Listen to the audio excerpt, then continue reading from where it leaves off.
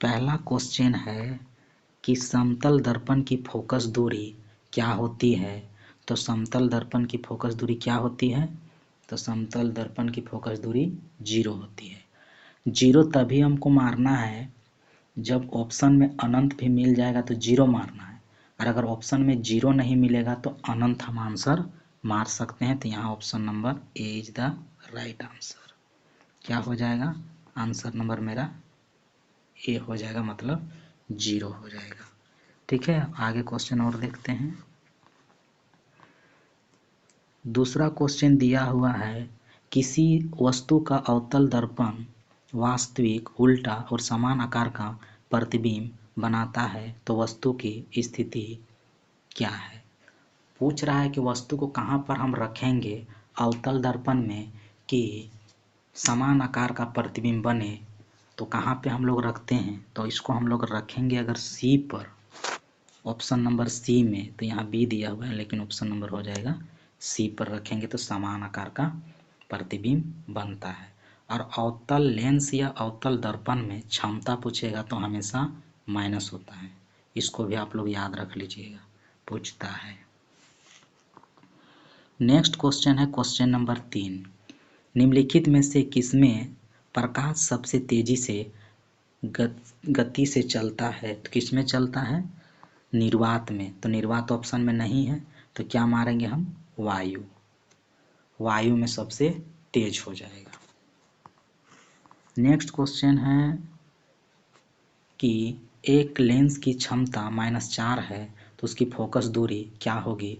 अभी हम जस्ट बताएं कि अगर माइनस रहता है तो अवतल लेंस या अवतल दर्पण का ही होगा। तो माइनस रहता है तो अवतल लेंस का या अवतल दर्पण का हमेशा पीछे प्रतिबिंब ने पीछे बनता है, तो पीछे जब भी बनेगा तो माइनस होगा। तो इसका क्या हो जाएगा? इसका आंसर हो जाएगा, इसका 2 फार्मूला होता है, आप लोग उसको याद रख लीजिएगा।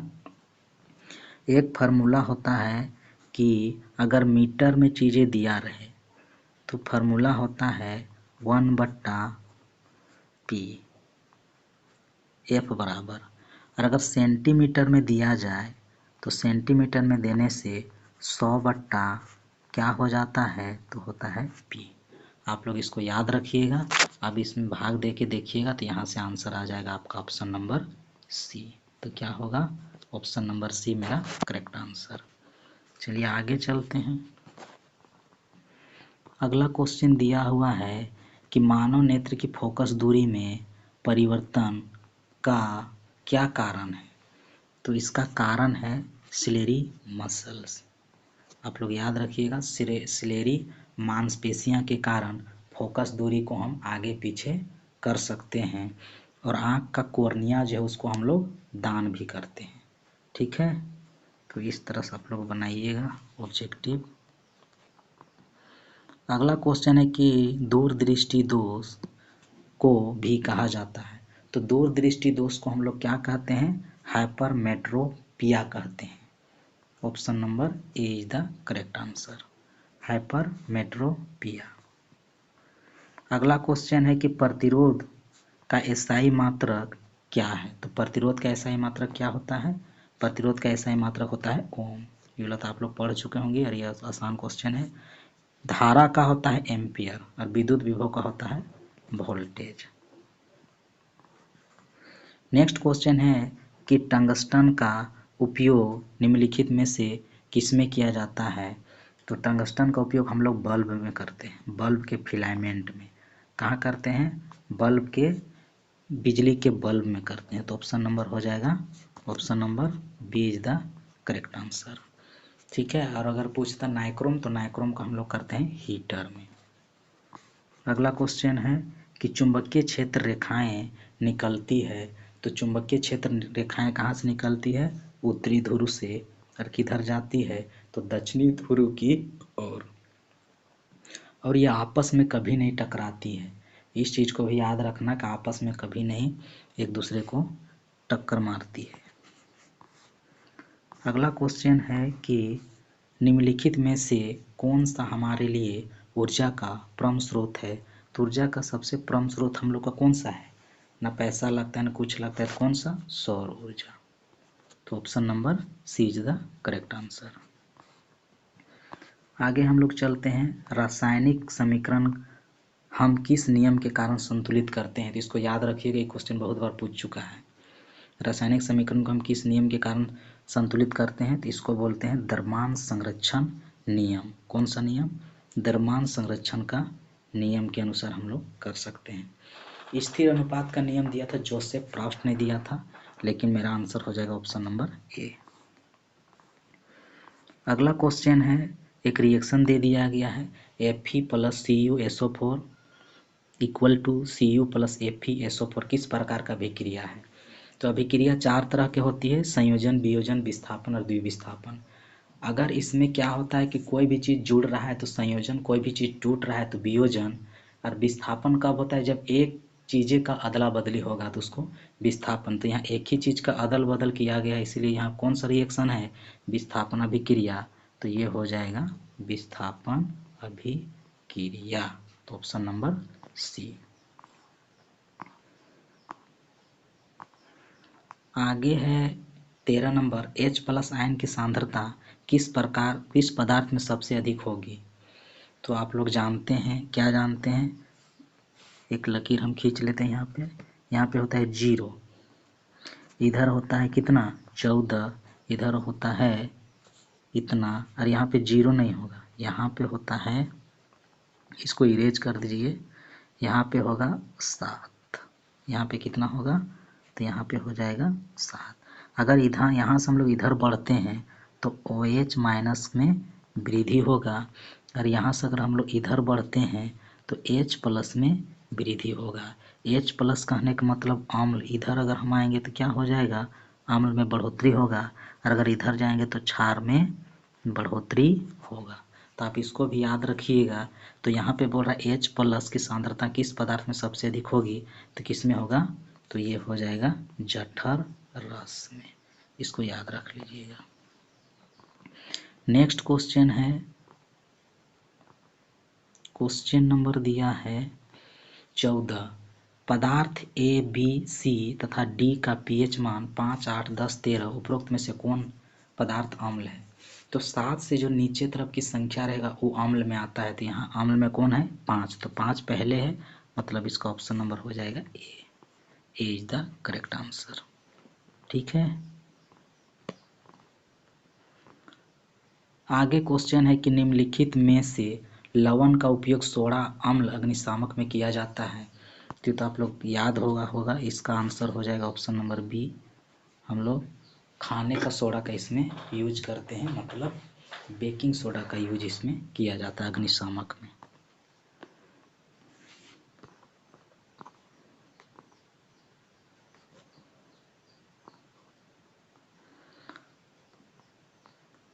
अगला क्वेश्चन है, निम्नलिखित में से कौन सा उभयधर्मी ऑक्साइड है।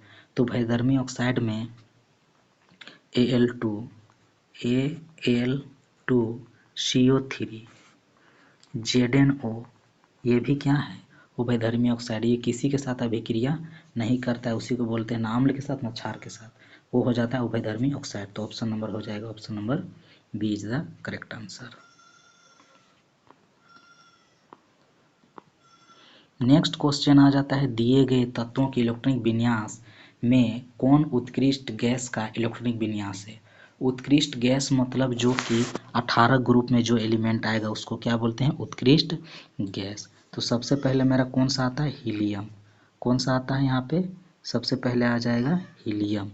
तो हम हीलियम यहाँ लिख देते हैं। सबसे पहले आएगा हीलियम, उसके बाद आ जाएगा नियोन, उसके बाद आ जाएगा ऑर्गन, उसके बाद आ जाएगा क्रिप्टॉन, उसके बाद आ जाएगा जेनॉन, उसके बाद आ जाता है रेडॉन। तो ये सब उत्कृष्ट गैस है। इस सब के अंदर क्या होता है कि इसके लास्ट में जो तत्व होता है उसमें भरा हुआ मिलेगा कक्षा में, इसीलिए। तो यहाँ पे देखिए कौन सा है? Option number C. Option number C किसका है? तो ये है नियोन का है। तो नियोन देखो इसमें आ रहा है कि नहीं आ रहा है, इसलिए आंसर हो जाएगा सी।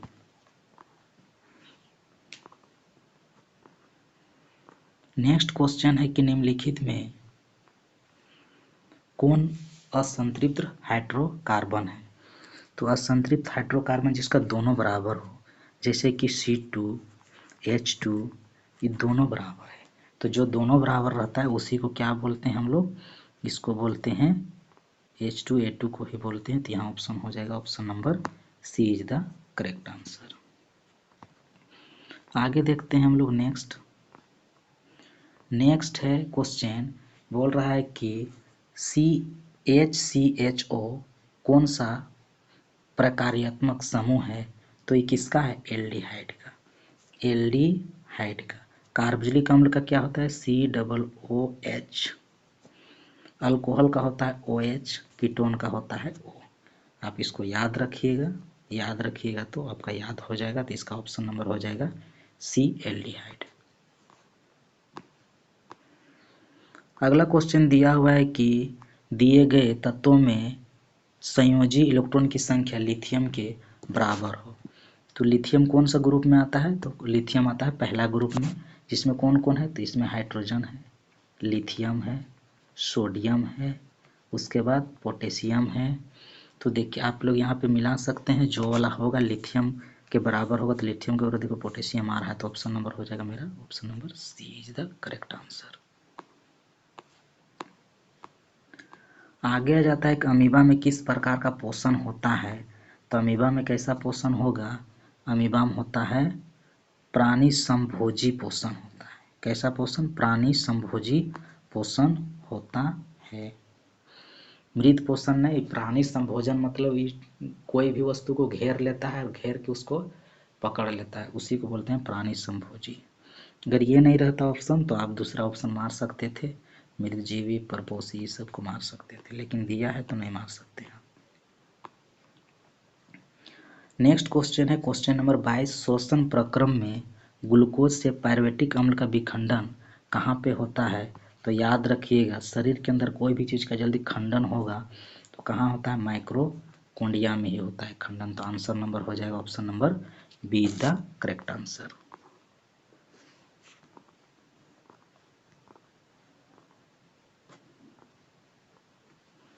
अगला क्वेश्चन है क्वेश्चन नंबर 23। निम्नलिखित में से कौन सा हार्मोन शरीर की वृद्धि के उपापचय का नियमन करता है? तो कौन करता है? थायरोक्सिन। आप लोग याद रखिएगा कौन करता है, तो इसमें करेगा थायरोक्सिन।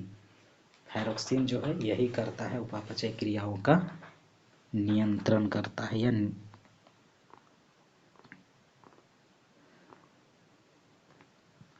मानव में सभी अनैच्छिक क्रियाओं का नियंत्रण, मानव में सभी नियंत्रण कहाँ पे किया? क्रियाओं का नियंत्रण कौन करता है? तो आप लोग याद रखिएगा मेडुला।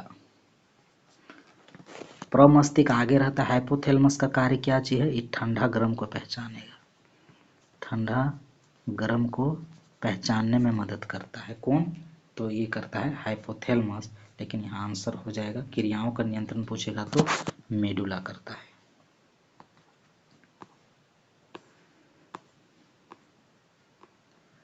ऑप्शन 25 है क्वेश्चन नंबर कि दिए गए चित्र किस प्रकार के जनन को प्रदर्शित करता है? आप लोग यहाँ एक बार चित्र देख लीजिए। देखिए यही चित्र है। इस चित्र जो है ये किस चीज़ को प्रदर्शन कर रहा है, ये कौन सा को प्रदर्शन कर रहा है उसके बारे में पूछा जा रहा है आपसे। तो ऑप्शन में देख लीजिए एक बार, ऑप्शन में क्या क्या दिया है। विखंडन, खंडन, उसके पुनरुभवन, तो इसको बोलते हैं पुनरुभवन, इसको बोला जाता है। तो ऑप्शन नंबर हो जाएगा C is the correct answer.